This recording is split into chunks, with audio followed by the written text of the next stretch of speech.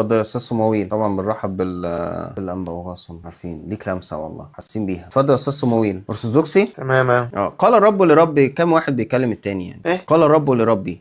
كم رب بيكلموا بعض هنا؟ ايه كانوا ربي جمله يعني، بنعمل كده اختبارات ذكاء. قال الرب لربي. كم رب؟ لا مش فاهم السؤال بصراحة. قال فلان لفلان. كم فلان؟ كم شخص؟ قال حاجة لحد يعني. واحد قال حاجه لحد، يبقى كم واحد؟ 2.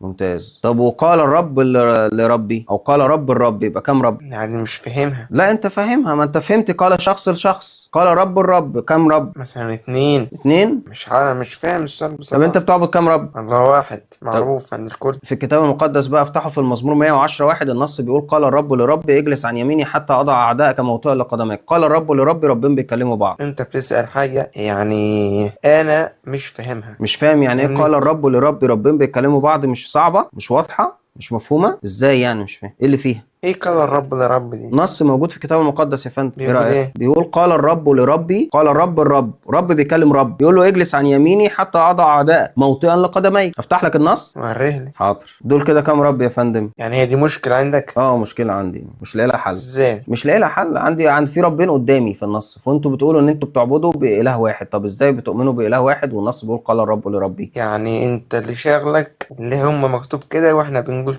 يعني هو مكتوب كده واحنا بنقول بالظبط. غيره.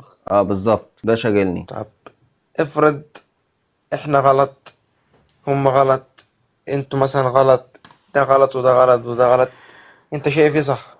قال الرب لرب. كام رب يا فندم؟ هترد طب ولا ايه نظامك؟ ليه بنقعد نلف وندور؟ ما ترد ما على السؤال. تمسكليش انت في ماشي. انت بتقول يعني الحالة دي يعني استاذ صمويل، سيبها. حط راسك على المخدة واسأل نفسك سؤال. كتابك بيقول ان الاب رب والابن رب، ودول اتنين بيتكلموا بعض. الكتاب بيقول لك ان ده رب وده رب تاني مختلف عنه، لان الاب مش هو الابن، فكده ربين ازاي وانت بتؤمن بإله واحد؟ ده سؤالي. عندك رد؟ اتفضل. ما عندكش اهلا بيك، بنرحب باي حد مسيحي محترم يقدر يرد.